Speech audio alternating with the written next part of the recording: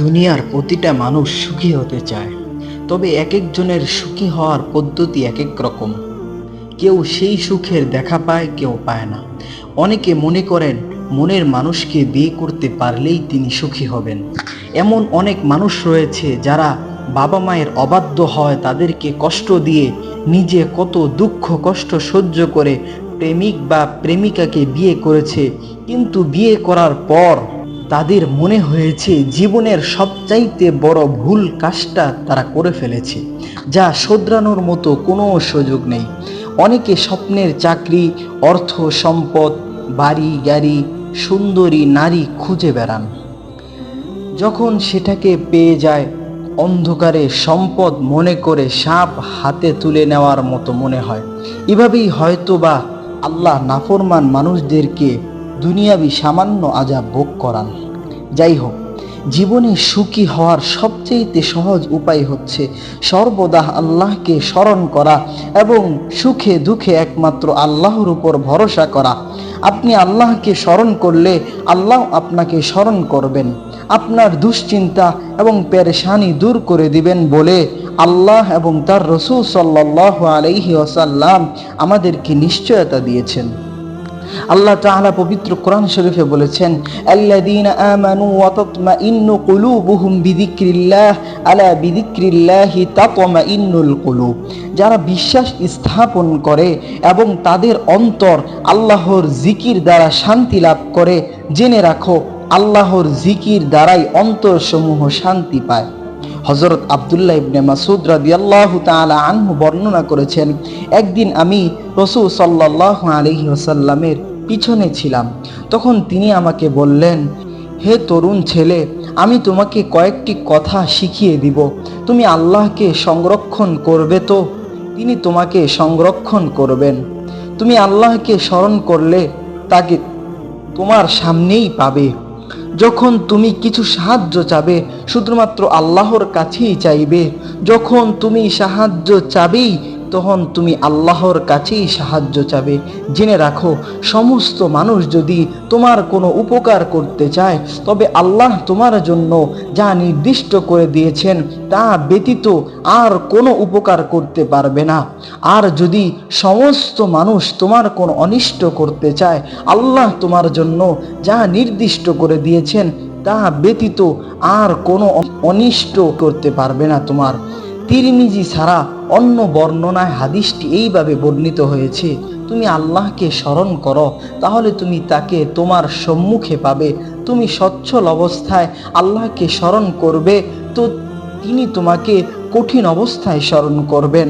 মনে রেখো, যা তুমি পেলে না তা তোমার পাবার ছিল না, আর যা তুমি পেলে তা তুমি না পেয়ে থাকতে না।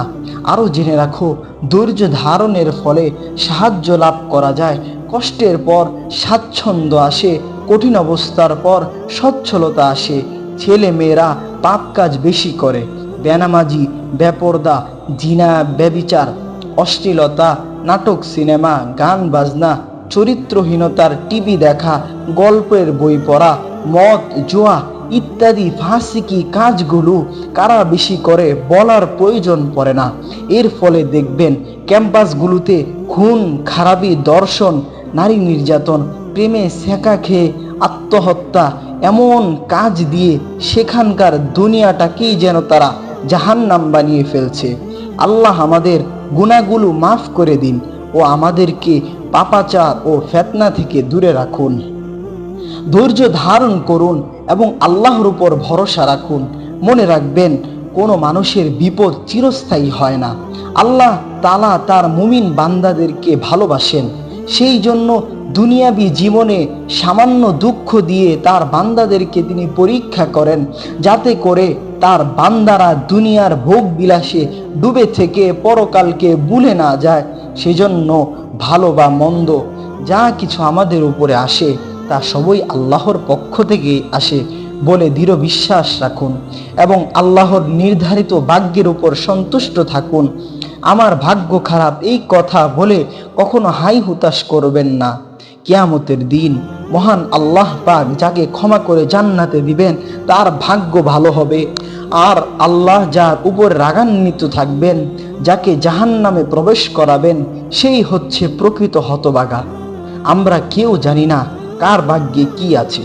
সুতরাং আমার ভাগ্য খারাপ বলে হতাশ হবেন না, কিংবা নিজেকে আমি বড় আল্লাহওয়ালা জ্ঞানী লোক মনে করে শয়তানের ধোঁকায় পড়বেন না, বরং বিনীত হৃদয়ে আল্লাহর প্রতি ভয় ও আশা নিয়ে নেক আমল করে যান এবং আল্লাহর কাছে সাহায্য চান।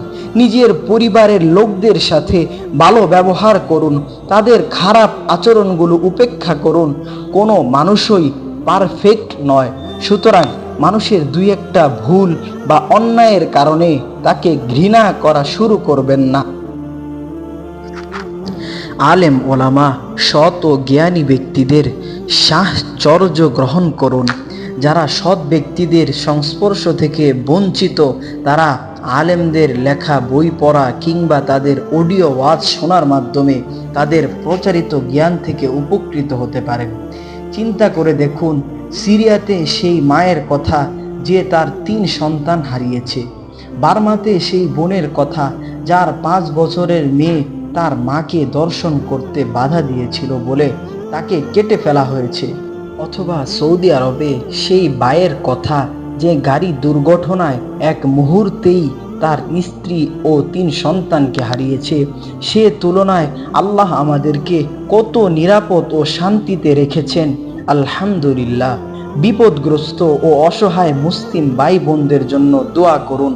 না পাওয়া জিনিসগুলোর জন্য নাফরমানি নয়, বরং আল্লাহর দেয়া নিয়ামত গুলোর জন্য শুকরিয়া আদায় করুন। শেষ রাতে তাহাজ্জুদের সময়ে নামাজের সেজদাতে কান্নাকাটি করে নিজের কৃত অপরাধের জন্য আল্লাহর কাছে ক্ষমা প্রার্থনা করুন এবং দুনিয়া ও আখিরাতের কল্যাণের জন্য দোয়া করুন। গায়রে মাহরামদের দিকে দৃষ্টিপাত করা, তাদের সাথে কথা বলা, বন্ধুত্ব ও ভালোবাসা থেকে ফিরে আসুন। চাহিদা থাকলে বিয়ে করুন। আল্লাহ আপনার জন্য যা বৈধ করেছেন সেই পথ অনুসরণ করুন। সামর্থ্য না থাকলে বা আল্লাহর বিশেষ ইচ্ছায় কোনো বাধার সম্মুখীন হয়ে ধৈর্য ধারণ করুন। আল্লাহর কাছে সাহায্য চান।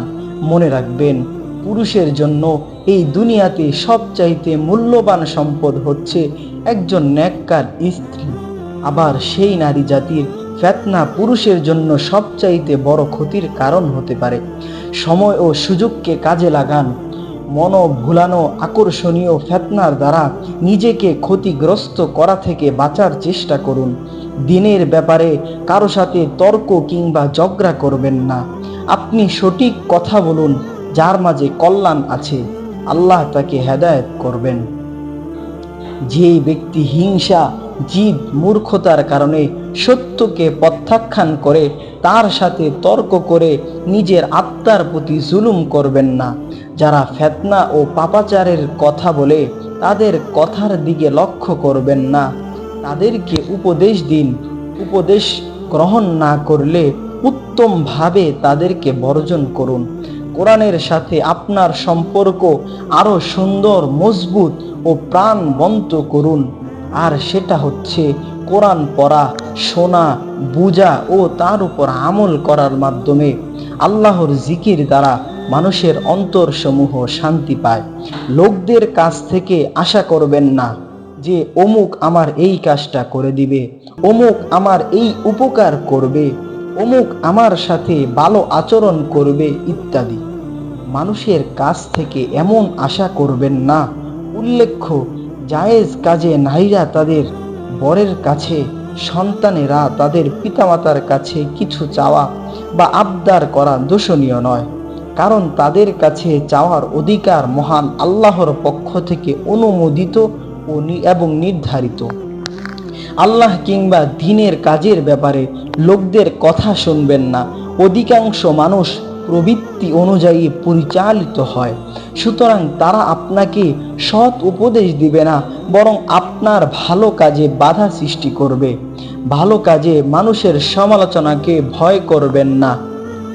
লোকেরা অসন্তুষ্ট হবে মনে করে ভালো কাজ ত্যাগ করলে, কিংবা তাদেরকে সন্তুষ্ট করতে গিয়ে খারাপ কাজে লিপ্ত হলে, কিয়ামতের দিন এর শাস্তি হিসাবে জাহান্নামে গেলে দুনিয়ার কোনো মানুষ আপনার কোনো উপকার করতে এগিয়ে আসবে না। কি করলে মানুষ খুশি হবে এটা না ভেবে আল্লাহ তাআলা কোন কাজটা পছন্দ করেন সেটাকে প্রাধান্য দিন। আমাদের একমাত্র রব মহান আল্লাহ, তিনি আমাদের পালনকর্তা, তিনি আমাদের রিজিক দাতা। সুতরাং মানুষকে নয়, সর্বদা আল্লাহকে খুশি করার চেষ্টা করতে হবে। অধিকাংশ মানুষ হচ্ছে অকৃতজ্ঞ। সুতরাং মানুষের উপকার করে তার কাছ থেকে কোনো প্রতিদান আশা করবেন না, বরং এর প্রতিদান শুধুমাত্র আল্লাহর কাছ থেকে আশা করুন।